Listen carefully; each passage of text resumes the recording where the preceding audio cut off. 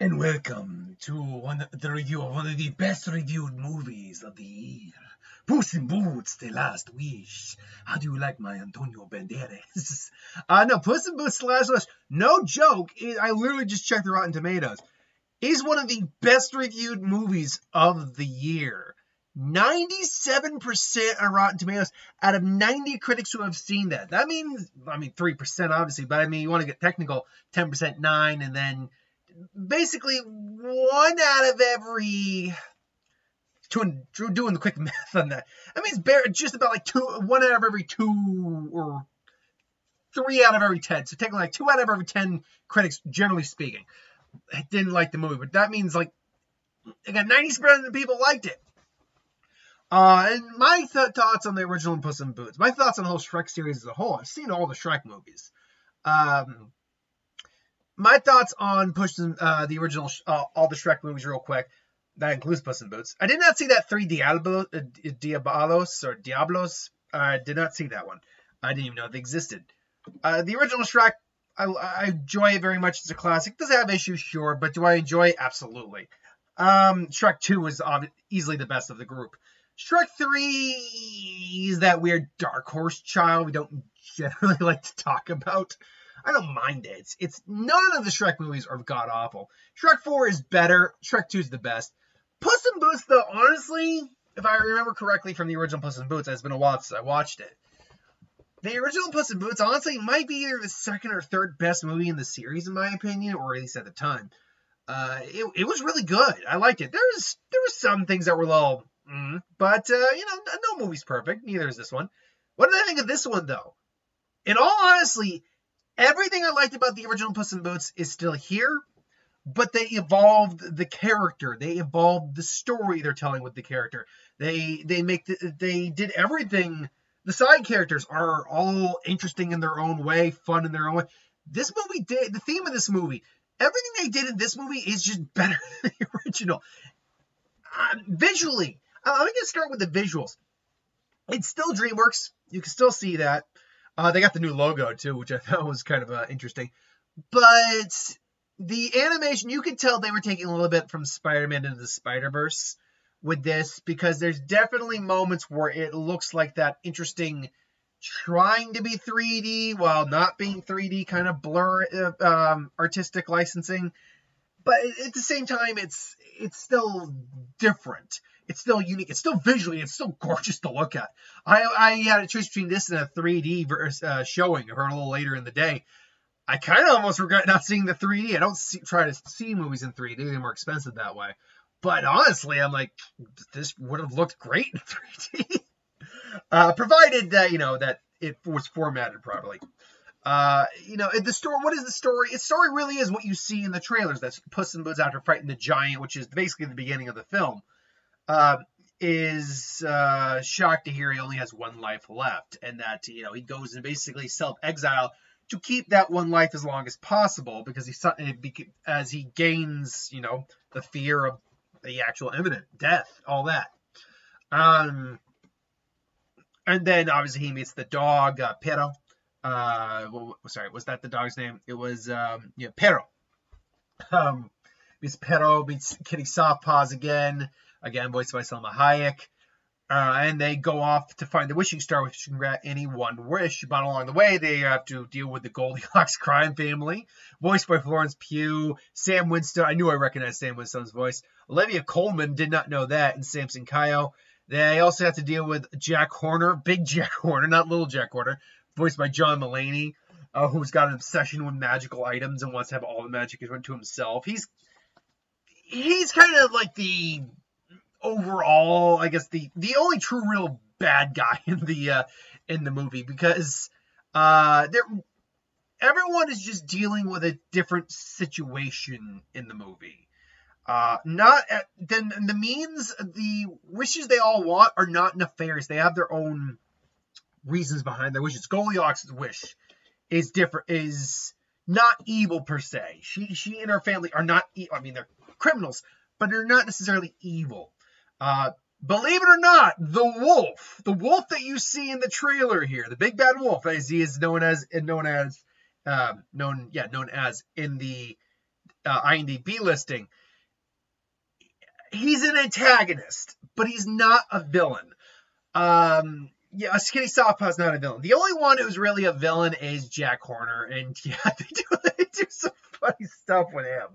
He has an obsession with magical items, so at one point he's just pulling out shit to fight things. And he pulls out a couple of things that everyone was cracking up about.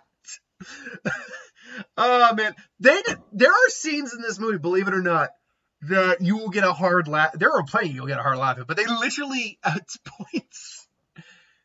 They actually legitimately swear in the movie, but because it's a kids film, they bleep it out. I won't say where, but we were getting the fuck up in the theater because you can see the look on people's faces when the characters say that.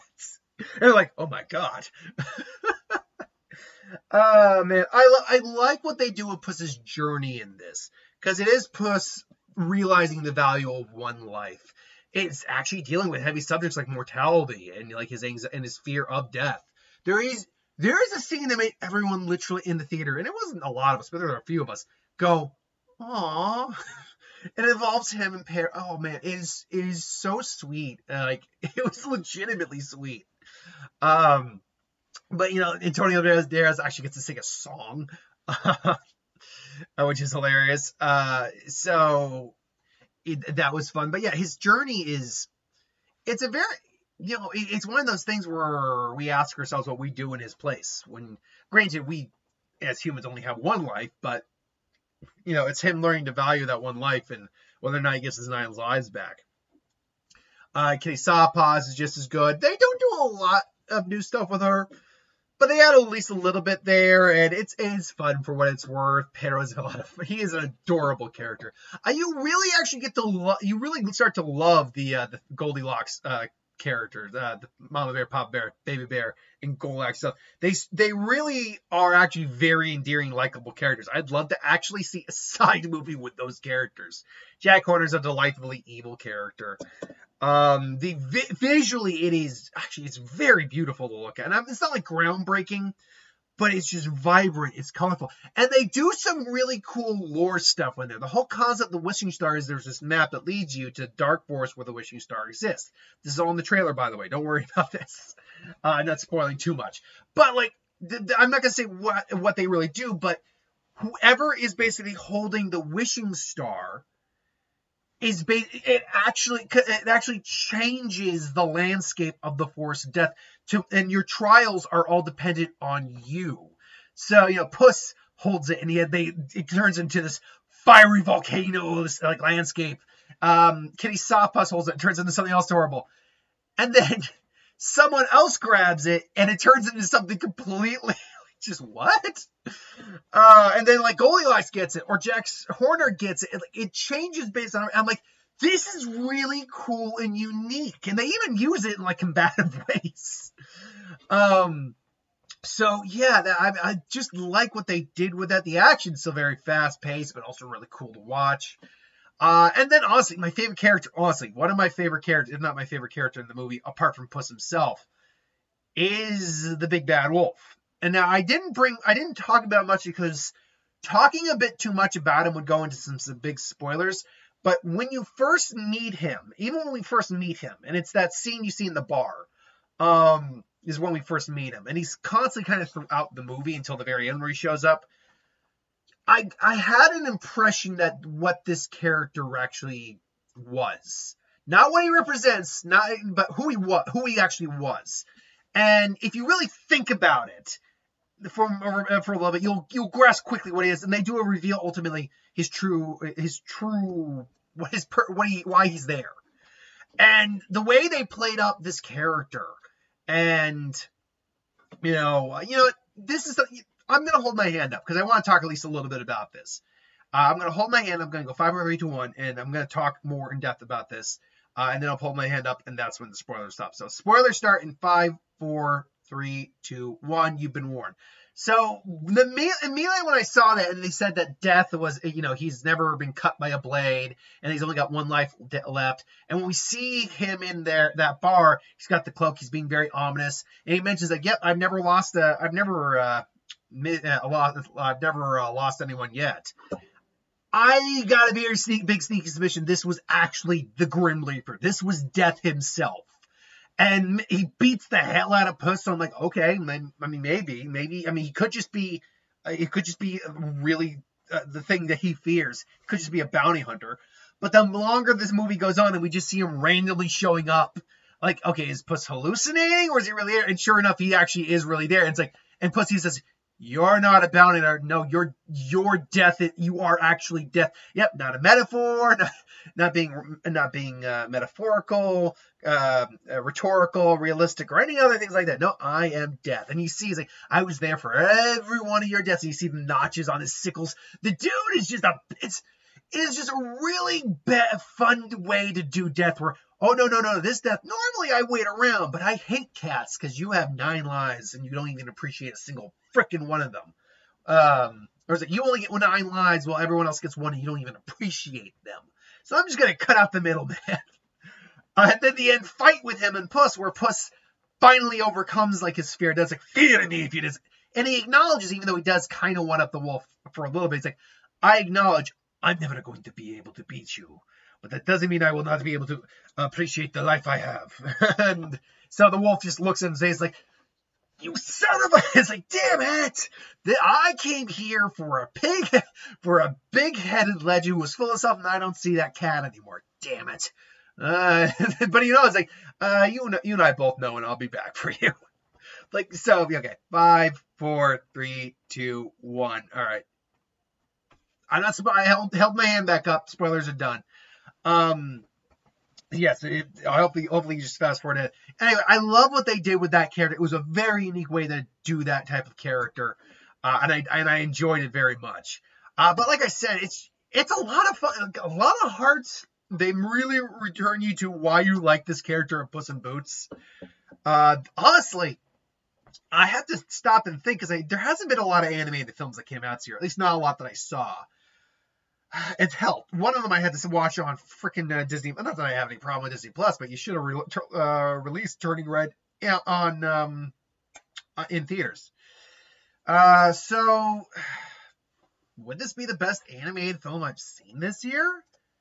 It's a contender, that's for certain. Hold on, I'm just gonna get the list of all the movies I've seen this year up real quick, just to see where my where I would probably place this. If it's not number 1, it's certainly like in the top 3. And I haven't actually seen that many animated films this year.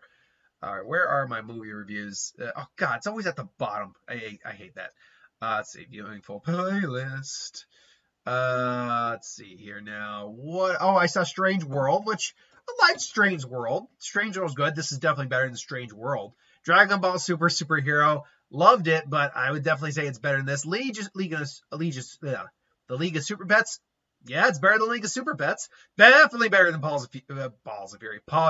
Actually, wow, I have seen a lot of animated films. Better than Minions.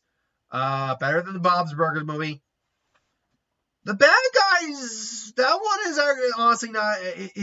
That one's a bit of a contender. I don't know if I'd say it's better than the Bad Guys. I didn't see the Bad Guys more than once in screen, and I don't want to see Puss in Boots more than once. So, and then obviously Turning Red. I don't know where I'd rank this in my top anime, because I saw enough animated films this year that I'd probably be able to do a top 10. Maybe not a top 10, but definitely a top list of animated films. Obviously, I'm going to do my top 10 best and worst of the year next week. When I've seen basically the last movie I'm going to see for the year, which I don't know what it will be. Because I have Sunday off for Christmas, and I have the extra day off because of Sunday. So I'm definitely going to see at least one other film, and I'm trying to debate whether that's going to be Babylon or The Whale. Both look interesting. I hear nothing about awards buzz for Brendan Fraser. Babylon does look, though, like a wild, fun ride that would be right up my alley. So, yeah, we'll have to wait and see about that. But ultimately, Puss in Boots, it is a beautiful, fun, heartfelt, action-packed, wacky, funny. It's a great ride. I loved it. Hopefully it does well. I want it to do well, because they do at least there's no real setup for a sequel, but the road is paved that if they want to do a sequel, they can do another sequel. Absolutely. And hey, look, it's just voice work. And then when Antonio Banderas' voice just starts off, it's like, legend tells of a wishing star. Starlight, star bright, first star I see tonight. Anyway, I digress. I enjoyed this movie immensely. I had a good time. I hope at least the next movie I see will be at least a good movie to end the year on, because I would love to end the year on this, but I got enough time to see one other movie before the year runs out. Actually, that's not true. I got enough time to maybe see 2 movies. We'll see what happens. Until then, thanks for watching. Hope you enjoyed. I will see you folks for the next one. Have a good one.